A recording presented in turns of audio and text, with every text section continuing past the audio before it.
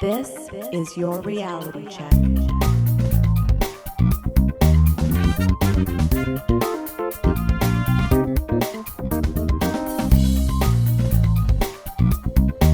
Hi everyone, and welcome to The Reality Check, the Canadian show that explores a wide range of controversies and curiosities using science and critical thinking.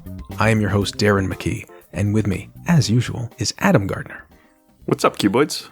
We have a great show for you today. Adam is going to talk to us about fast food wait times. That's right.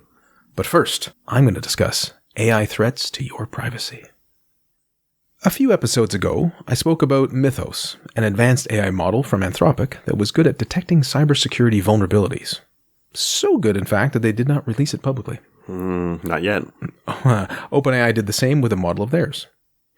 They're like, we got something so dangerous we can't release it as well. As well, regular listeners will know that I'm quite concerned about large-scale risks to humanity from AI systems. See my book Uncontrollable for reasons why. Great book. But what about more immediate and local concerns? What threats to your personal privacy and security are happening right now because of AI models beyond traditional hacking? This segment will explore several of those and what you can do to protect yourself. The core shift is this. AI makes previously impractical attacks cheap, scalable, and automated, turning obscure academic tricks into real-world threats. First up, fingerprint detection from photos. This is a new one to me and actually what kicked off the segment. I saw this online. We're recording this in mid-May, and I was like, what? High-resolution photos can reveal enough ridge detail in your fingers for AI tools to reconstruct usable fingerprints. Security experts warn that peace sign selfies can expose fingerprints because modern smartphone cameras capture ridge detail clearly at close range. AI enhancement tools can sharpen those images into usable biometric templates. Demonstrations show that photos taken within about 1.5 meters can reveal significant fingerprint detail. Even at 3 meters, partial patterns may be extractable. Now, this is partially a side effect of higher resolution photos as well. True. No matter what your algorithm is, you're not going to find something from nothing, right? Correct. But experts note that while technically possible, it does require, as Adam just said, high-resolution images and specialized software. And social media compression often ruins the needed detail. Thanks, Facebook, for making my pictures so crappy that no one can steal my identity. They cared about us all along. Even if extracted, fingerprints are stored locally on devices, so attackers still need physical access to use them. You're thinking, like, what's someone going to use your fingerprint for, right? So I had this great idea for a startup, and if one of our listeners wants to steal this, it's fine. I allow it. Just give me 10%. So you have software that goes through your photos and it blurs your fingerprints slightly, so that you can't steal your fingerprints from it. And then that system is eventually hacked, and everyone's fingerprints are taken. Well, yeah, you can keep it local on the phone, or yeah, I guess that's fair. So this risk matters because biometrics are immutable. You can't change your fingerprints if they leak. AI makes biometric theft more accessible and scalable. So try not to intentionally or unintentionally post photos of your fingers facing the camera on the internet. That's why I always show the finger when I take a photo, because they can't steal my fingerprints. Because you're so security conscious. Very well done. I try to be. Yes. And number 2, keys copied from photos. This is surprisingly easy and predates modern AI, but AI makes the attack more reliable. So a clear photo of a key can be used to generate a 3D model and print a working duplicate. AI can improve this by correcting perspective distortion, estimating depth, identifying different types of keys, and generating cut profiles automatically. This is now trivial for many common lock types. So try not to have your keys out of your sight. If you must part with a key, detach it from others before you do so. Additionally, you could try to acquire secondary locks to make it harder to attack you if you really think you're at risk. So I'm wondering, how much better is this than like using a bump key or something? There's other ways to pick a lock. I bought a kit at one point and I was going to like practice it and I never did. But my understanding is if you're actually really good, you can get through a lock like pretty trivially. Yeah, that is a good point. It might be a lot of work to try to do this unless you're somewhere where, I don't know, you can just photograph lots of people's keys. Yeah. Right. And it's even easier if you have access to their keys versus trying to steal someone's keys and you're like, why don't you just use the key then? Yeah. Well, yeah, you steal the key, you make a duplicate, you put it back. Now I got your key and I can, Right. It's a lot of trouble. Wait till you're out of town. Pull a John Hamm. Okay, third, another privacy vulnerability is how Wi-Fi signals can be used to track movement. Academic research has shown for years that Wi-Fi signals can be used like a low-resolution radar. AI can dramatically improve the resolution. So with AI, we can now infer the presence of people, movement patterns, gestures, breathing rate, body pose. Whoa. Yeah, and this works because bodies distort Wi-Fi signals, and AI models can learn to interpret those distortions. This is obviously a concern because you can be, quote-unquote, seen through walls without cameras and without your consent. What to do? Well, the problem here is, yes, you can try to turn off some data and analytics on your router, but the main ways to reduce the risk also reduce your Wi-Fi, of course, right? So you should unplug it more. Well, but then I can't use it. Or have the signal blocked in some places, but then it doesn't reach where I want to use it. So the average person, I think, is pretty limited in what they can do. Now, you could also think, well, why does the average person care about this, right? But as the world advances more and more, we all just become part of a surveillance state, I think, where it becomes very or trivially easy to then, look what all my neighbors are doing and assessing all their Wi-Fi signals. Yeah. So these next several go a bit more broadly, and while they're still about your privacy, they're kind of more in a systemic or structural way that affects you personally. First example of this might be AI-enhanced surveillance, because AI can transform ordinary sensors into surveillance systems. So closed-circuit television becomes real-time person tracking. We've sure seen enough movies here where they're trying to figure out what Jason Bourne was doing at when, especially if you're in London, because they have so many of them. Doorbell cameras become neighborhood-wide monitoring networks. Retail sensors become behavioral analytics engines, and public microphones become keyword spotting systems. And we all saw The Dark Knight, so I use the cell phones that way. I'm very concerned about the rise of like Ring cameras and things like that in neighborhoods. Like, I try not to think about it, but if I walk to the park with my kids, I'm probably captured on a dozen Ring cameras that are just in my neighborhood, and most of that data isn't going to be used for anything. But from a privacy point of view, I do think it's a little annoying that I'm just like recorded all the time constantly, and I don't need to consent to that. Yes, I mean, it already happens in London, England, for the most part, because so many cameras are Ring cameras or just front door cameras sort of thing. Yeah. And yes, it's not really used for that purpose now, but you could imagine if there turned out to be a terrorist threat, all of a sudden, well, there needs to be an urgency of some type, and maybe now new provisions are given to access data in a way that wasn't given before. Well, yeah, and I'll see it like in my local community Facebook group, like if something happens, someone say like, oh, this happened, blah, blah, blah, 2 a.m. on Tuesday, and be like, okay, you got 6 neighbors that have their Ring camera footage about the area. Like, that's, I mean, obviously I'm not going around in my neighborhood doing crime, but not anymore. That's a potential privacy concern. If you're doing something that your neighbors decide they don't want you to be doing, they could kind of gang up on you. Right? Got nothing to hide, Adam. This is the main issue. AI makes surveillance cheap, automated, and invisible. What can be done about this? Well, this is where any solutions become very tricky and difficult. You could try to live off the grid, right? Well, or truly determined, try to conceal your identity as you navigate the world. This is just very difficult. If you have friends or family or like to spend any time with any of them out in the world, you're going to be compromised. Yep. And it's not just your face, but what you purchase, how you walk, how you talk. Gait analysis enables tracking people just by how they walk, and you can start practicing different walks, but realistically, how's this going to work, right? Because then if you do it enough, they can track you in the new walk too.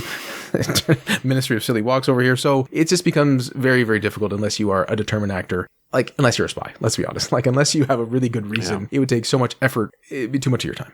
I do this thing now. If I see a helicopter, I always try to like get some cover, just in case. Obviously, there's no problem now, but like maybe someday I'll have to hide, Adam's driving into parking lots, switching vehicles. And when he's out in public, he's always covering his mouth like the mob. I'm like, oh, look down, there's a helicopter. So this is the 5th one overall now. Another broad threat comes from AI-driven inference attacks. Which, I mean, a lot of it's inference, but we're using that term specifically for these. Enabled by mass data collection and analysis leading to pattern recognition, AI can infer sensitive information you never explicitly reveal. So this is just to be more specific. Your location from background noise in a call. Oh, yeah. Sneakers, they do that. Right? Because you see this in movies. Like, oh, you hear this thing in the distance. They pump up the sound and they isolate this. There's always a lighthouse somewhere. Always. There's always lighthouse. Your health status from voice tremors. Oh. So like maybe a doctor would notice this, but now AI can help with that. Your income level from your writing style. Like the way I put the sentence together. I mean, LOL, BRB. Who knows nowadays, given how everyone writes. Okay, I'll put periods at the end of sentences. I'm an old it just means you're old, yeah. Your political views from social graph patterns. Now, that's relatively common and already achievable. Sure. Your passwords from keystroke sounds. Oh, yeah, that's tricky. That's not a new one, but that's still so unnerving to me that they can do this. Yeah. And your PIN code, say, from shoulder surfing video enhanced by AI. So you may think your phone is covered, but you're in public, and somewhere there's a camera picking it up from a certain angle. Oh, so not just like the PIN at the ATM, but just on your phone itself. Yeah. Yeah, of course. So some of these can be done without AI, of course, but now they're all just much easier. Yeah. No traditional hacking required, just AI being able to process information and see patterns that most humans would miss. And again, it would require a great deal of vigilance to reduce these vulnerabilities. This next one is sort of a combination of the inference threat along with greater public data collection. So we have AI-driven aggregation of public data. So in this case, even if each piece of data is harmless, AI can combine them into different types of things which could reduce your security, increase your vulnerability. Detailed personality profiles, behavioral predictions, location histories, relationship maps, risk scores. So a lot of this stuff is sort of stored somewhere. Yeah. And bulk data collection in certain places in this way is not illegal, but AI allows for prediction and analysis that was not anticipated when those laws were written. Yes. So it's like, well, okay, so what's the big deal if someone knows where my maps are, right? Or my map history? Like, well, if you have enough of that information, you might be able to piece together things that you don't want known about yourself. I used to turn the Google location on because of Pokemon Go, because it helped you hatch eggs in Pokemon Go, and it was shocking. It just knew where I was everywhere, and then it would say things like, it'd be Wednesday, I go to my brother's to have a movie night, and be like, oh, if you leave now, you'll get to his address in 20 minutes, or it'd be like, you want to update your address when I was going to my now ex-wife's house. So yeah, it's creepy. So another issue is AI accelerated social engineering. Many successful supposed computer hacks have been due to human beings being the weakest link in the chain that was tricked and reveal information that they shouldn't have. And these are called social engineering attacks and are often part of a criminal's repertoire. They generally exploit trust, fear, authority, urgency, or helpfulness to deceive victims into taking unsafe actions such as revealing passwords, sending money, or clicking malicious links. So the AI enhancement here is hyper-personalized phishing, which is commonly called spear phishing, and this could be automated at great scale.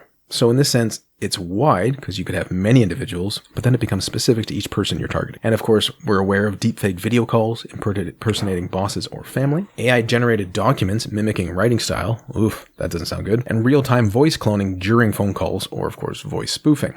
That's terrifying. Yes. The threat here is not like hackers breaking in, it's hackers convincing you to let them in. And you're like, well, I wouldn't follow that. Like, well, if you have a large company, you may just need one person who has enough credibility, enough authority, enough password internal access, whatever it might be, that they become the vulnerability. Absolutely. Now, there are also physical world attacks enabled and enhanced by AI. And some of these I've mentioned before, but there are new ways in which we are vulnerable. So AI can decode screen reflections in your eyes. Oh, like glasses is one thing because they're aware. Yeah. But you're like, in my eyes. Yeah, I'm like aware in the of movie? that. When I work, like if I change my screen, like you see it right away in my glass. You can't read anything, but like you can tell. Right. Well, also like we can't, but AI might be able to. Absolutely. Right? Reconstruct room layout from echoes. This is like Wi-Fi. Identify what you're typing from shoulder surfing videos. That's similar to that pin issue I mentioned before. And estimate passwords from thermal traces on keyboards. Wow. It's not even like doing the little film to get the fingerprints off. It's just like, oh man. Yeah, it's like, or wait, look at all the worn out grease marks on the... Well, this is my problem with my old computer. I had worn out letters. Yeah. Some of them were like the A for Adam, the S for Sailor Moon, but there was another and it was like, that's from one of my passwords. Like, yeah. So these were once niche research tricks, and just AI makes them a lot more practical. Broadly, we know the easier something is to do, the more people are likely to do it. So what's the real threat here, to do a bit of a summary? The biggest danger isn't like a single attack. It's a systemic shift. AI turns the physical world into a data source that can be exploited remotely, cheaply, and at scale. You leak data constantly in photos, audio, Wi-Fi reflections in your glasses, your gait, your voice, your typing sounds. AI can analyze all of it. If you're concerned, what to do? Well, you can try to reduce risk where you can.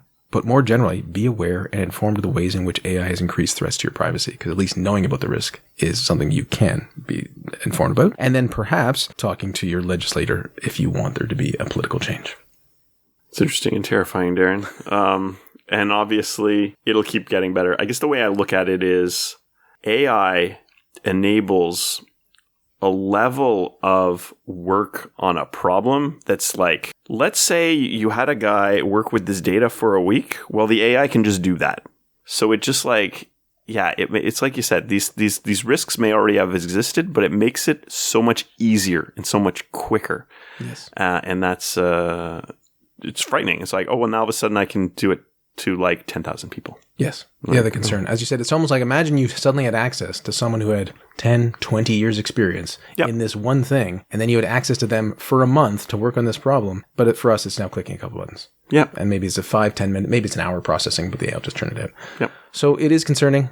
You've heard it here before, like you'll never have as much privacy as you do right now. And that's true every time you hear it, unfortunately. So it is a concern. And the other concern I have with privacy is it's not enough to wait until that privacy concern exists to change your behavior, because an algorithm can get data from the past. Yes. Yes. So if that information is already out there and the AI gets the ability in the future, you're already compromised. Yes. And it's because you cannot always anticipate what's going to happen. It's tricky. I think I think about that sometimes. I think it's a very interesting problem to think about what you sort of can't think about, right? Yeah. What are the ways in which I am currently vulnerable because technology will exist in the future that will reveal the vulnerabilities that I have trouble imagining right now? Yes. And, at the extreme, there's some godlike AI, we've reconstructed the molecules and now we know what you said in the air to your friends. You're like, oh boy. Yeah. And maybe not totally AI related, but post-quantum computing, right? So post-quantum cryptography is a thing. It's it doesn't matter if you've got the post-quantum ready cryptography types. If there's information that exists now that was encrypted with a weaker type of cryptography that can be hacked, or not, hack's not the right term, but exploited by a quantum computer, well, it already exists. Right. So it's now I have to predict technological revolutions that haven't happened yet. Yes. In a way, everything's vulnerable, just not yet. There's another way of looking at it to some extent. Yeah. Well, so when I'm stressed out from all these AI threats to my privacy, I sometimes go get some fast food. But am I also being hacked at the fast food place because my food isn't ready when the dashboard says it is, Adam? Maybe. I don't know. You have the app. Maybe they're collecting some information on that app. So it's a good question. Why does McDonald's say my food is ready when my food is not ready? So this is a thing I've noticed often at McDonald's. You make an order, either at the cash or like an old person, or you do it through the app or the kiosk, gives you an order number. There's a screen overhead over where you pick up your food. It has a column for in progress and it has a column for now serving, right? So presumably in progress means they're preparing your food, and now serving means it's ready. I'm usually at McDonald's with my children because Happy Meals are cheap. And my children have this naive sense of justice, and they expect the world to make sense. So they want this system to work, right? It's meant to work in an actual way. It's meant to have the in progress column while the food's being ready and be there and serving. And they're like, well, how come our number's not there anymore if our food's not there? Good question, kid. So here's what happens. Sometimes it shows up on the in progress side for, I don't know, a minute? Maybe 2 minutes tops. Then it quickly moves to the now serving column and then disappears. The food, not ready. It has not been served. They're still making the food. You wait another few minutes, then an employee yells out your number or your name. If you use the app, they'll yell your name. You get doxxed at McDonald's. And then you go pick up your food. You could use a fake name, I guess. I don't know. I use my real name. I'm not afraid of being doxxed at McDonald's. So on a recent trip to McDonald's, I actually took out my phone and I timed it. I wanted to see what, because I have this impression about how long it is. I want to know for sure. My order showed on the in progress side for 20 seconds. It was moved to the now serving side and instantly disappeared. I then waited 3 minutes and 37 seconds until they said my food was ready. Oh, no. Mm-hmm. Now, 4 minutes is really not that long a wait for hot food for 3 humans. But it wasn't 20 seconds. 20 seconds unreasonable. It's absurd. You can't really expect that. So I wasn't dissatisfied with the service or the speed, but it was not honest. Correct. Okay. So what's going on? Now, I never really thought about this until I saw a message on Fesshole. This is a Twitter account which posts anonymous confessions, which may be fake. If they're fake, it's because the person submitted. Basically, you go to this website, you submit a form, you give some weird admission about something. And I quote, "Ever notice your McDonald's order says it's ready on the screen long before it's actually ready? This is to improve the wait time stats of the store. It's so widespread that we couldn't stop doing this or we'd be penalized for taking longer than others." So like an arms race thing. So then it all kind of made sense to me. And I thought back to my early days when I used to work at a call center. It's my first job out of school. A ton of people in this call center taking calls for a large internet service provider in the US. The call queues had a lot of people in them, and the more people that were in the queue, the longer wait time they had waiting on the phone, on hold, the less satisfied they were with their service, the more likely they were to maybe go to another company or something like that. Clearing the queue, reducing the wait times was a top priority, along with resolving the customer's issue as quickly as possible once they got on the phone. Very simple. Shorter calls means more calls actioned, more money for the employer who's paid by a resolved ticket, shorter wait times, happier customers. So the call center was very stat driven. So I get a weekly report about my call time, my after call work, which is the time between when you hang up on one caller and pick up for the next one. It's usually to do some cleanup on the ticket. So they want you to do that while you're on the call. It's more efficient. So it kind of sucked, but that's the job. That's the work, whatever. So there was no real way to game those stats. If I lied and made my calls seem short, then my after call length would be longer. It was all kind of part of the system. The phone system was tied into a controller, which was software on the computer. So there was no way to cheat that. Well, I mean, there might have been some sophisticated way to hack it, but I didn't mess around with that. If you wanted better stats, you had to work quicker. That helped their bottom line. Okay.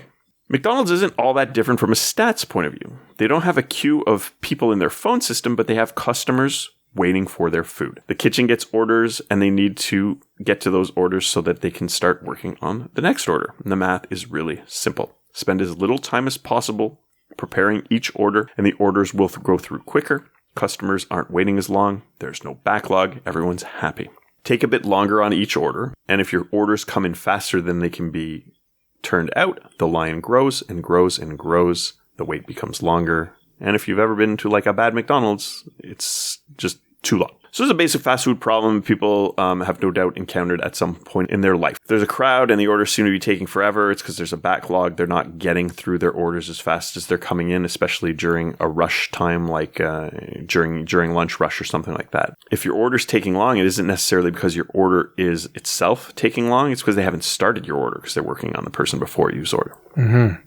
Maybe there's a big line at the drive-thru that's taking priority because they have to keep the cars moving and they're less concerned about the people in the restaurant. There could be a lot of factors. Different restaurants may have a different sort of priority system depending how those orders come in. Maybe Uber Eats is a higher priority or Skip the Dishes or whoever they use. So the one McDonald's I usually go to has been good, so I go there. It's pretty simple. I've had bad experiences out of McDonald's and there are probably other factors outside of the control of the staff that are working there, but I just won't go to a place that's not doing a great job. So maybe they're understaffed, maybe their employees can't keep up because of that. It's not really their fault. Perhaps there are too many orders coming in and the process for cooking the food is just too slow. So from McDonald's corporate point of view, they're incentivized to push their stores to keep the time it takes to complete an order as short as possible. So I don't know what incentives they might actually use. It's possible management gets some sort of bonus for good stats, perhaps when compared to other restaurants. So what is one to do? Well, they can just make the food more quickly, but it isn't measuring how long it takes for the order to be done. It's measuring how long it takes until the order is marked as being done in their computer system. Right? Because it's not actually like using a camera to like monitor the order itself. Maybe AI will do that in the future, but it's not doing that today. Also, I think they're pretty close to making as quickly as they can. There's not much room to cut. Absolutely. Like I said, my order was ready in 4 minutes. So, so maybe 4 minutes is actually good, but if other stores are playing this game and trying to cut their bottom line, then you kind of have to fudge the numbers to compete, right? Yeah. Sorry, the other stores padding their stats. You can't compete with them if you want your bonus, employee of the month, special pin, your grimace blanket, or whatever they use to motivate their employees. I don't know that there's a grimace blanket. I made that up. So they all do this. I have no idea how widespread this is, but I've seen this happen at many different McDonald's locations I've been to. So I'm not going to call out a specific location. I guess the one I go to I'm very happy with, but here we are. Surely it would be really easy to bust this with a secret shopper sent from corporate just to see that their food isn't ready as quickly as they said. Maybe they do that. I don't know. Maybe they've tried that and they just do it anyway. This isn't just a McDonald's problem. It's a problem with measuring the wrong metric, and you may spot examples of this elsewhere in life. Evidently, it isn't always practical to measure the actual desired thing, so you'll often have a goal which is deemed to be close enough. In this case, the perverse incentive is to keep the order time low. And since the system isn't actually forcing it to use the real time it took to prep the meal, someone can simply cheat. Sometimes the perverse incentive is fine for the company and bad for the user. So for example, on Twitter, they have monetary incentives to get users so that users have popular posts that are interacted with a lot. More interactions means more money. The result is meant to be better and more entertaining and more engaging content for readers. Ultimately, there's a lot of low effort content that gets a lot of clicks. You can see a lot of the quality has gone down with clickbait posts, bots that reply with vaguely related content, intentionally inflammatory posts that are wrong in a way that encourages people to interact with them. To me, as a user, this worsens the quality of the experience on that site, on that platform, but they make money because people are interacting and people are still using the platform, so they don't care and they pay it out, and it's kind of fine. So perverse incentive can be bad for the person who's setting it up, or it can just be bad for the person, for the user, or the customer, or anything. In this case, and the company in the long run, though. Yeah. So in this case, this perverse incentive is probably not really making a big difference for the customer unless the wait times are actually really long. But for corporate, they're just not getting accurate stats, right? So measure the wrong thing, you get the wrong results. And in many cases, you have people who target the metric being measured, not the actual goal. Standardized tests in schools, students are preparing for the test, not to learn. Sure, they need to know the material to pass the test, but the goal of learning shouldn't just be to do well on standardized tests. This is kind of a standard problem with like learning in general, but you know. Yeah, it's usually called Goodhart's law. Mm-hmm. Which is that whatever metric you use tends to become the target as opposed to the thing which the metric is supposed to be the proxy for. Excellent. I didn't know about that law. Thank you. People even say Goodharting. So yeah, and the more you see it, you're like, oh, it's everywhere. Yeah. Because it's very hard to test the very thing you want. Yes. It's almost always a proxy. Yeah. And then over time, people start, again, working towards the test as opposed to the thing that's supposed to be of interest in the first place. Mm-hmm. That little screen at McDonald's giving the status of your order, well, it might work at your local restaurant, but that certainly isn't the case everywhere. If your order pops up and then disappears, being ready a few minutes later, don't panic. They're just messing their stats. Will McDonald's ever resolve this weird loophole? I have no idea. I don't think it's a big deal. Now that I know the reason, I guess I'm not just that stressed about my order being lost somehow. I'll just wait a few minutes. I'll get my food. It'll be fine. Well, that was useful for any of us who actually go to these places, which I do sometimes. I was thinking when I was in a different country, or maybe it was just at a busier time, but say there was like 20 to 25, 30 orders ahead of me. Mm-hmm. And in that case, you really do need like the 10 to 15 that are in progress and the 10 that are ready. Yes. Because otherwise you could not easily track and people would be coming up and huge logjam. It's already cramped enough as it is. Yes. Completely separately, but related to ordering food, I almost always now personalize a burger if I'm getting it by adding more pickles or some more onions or something like that because I want it to be fresh. So I'm willing to wait a little bit. Because sometimes, if it's not the rush, they're just going to take whatever they have to make it even faster. It's a common thing. Correct. Well, like a burger, right? Whatever it is, like the patty's going to be whatever it is. Like, A, I want it a bit fresher, and B, the ingredients, depending which ones you add more of, they're free. Mm-hmm. You can't add extra certain types of things, but if you just want, mustard, pickles, onions, that's free. Yeah, I've heard of people saying like no salt on the fries at McDonald's, so then they have like a fresh batch of fries, but it depends where you go. So the McDonald's I like going to, the fries are always... Usually they're hot and fresh and it's fine. Yes. But you definitely, you go to some and you're like, oh boy, how long have these been sitting out there? And it's a little disappointing. Yeah, exactly. So fries, I've never done it, but the burger almost always now. Well, also I actually want like a couple more pickles and so on. Yes. Yeah, and it's like how much more work do you want them to do? Is to make them do a new batch of fries might be more work. Anyway, maybe important to say like this, to me, this is something I noticed at McDonald's. Like they have similar tools like this at other fast food places. They may or may not be subject to the same problems depending on how exactly the computer system underlying them happens. So you may run into this at other places. I don't have any other specific examples off the top of my head that are subject to the same problem. Right. Well, it's a useful exploration of, again, one of the ways in which the world works that's sometimes out of sight, that people respond to incentives. Goodhart's law is a thing, and these things pervade our society. Mm-hmm. Well, listeners, thanks for joining us once again. I talked to you about AI threats to your privacy. Good luck, I'd also say. And if you get food at McDonald's, you probably don't care that much about what that dashboard says. You just want to eat the food. Until next time, think better, act better. Peace out, cuboids. For show notes or to discuss this episode, visit our Facebook page and website at trcpodcast.com. For general inquiries or to send a topic or parody suggestion, email info@trcpodcast.com. Help support the show by leaving a review on iTunes and liking us on Facebook. Follow us on Twitter at @TRC_podcast.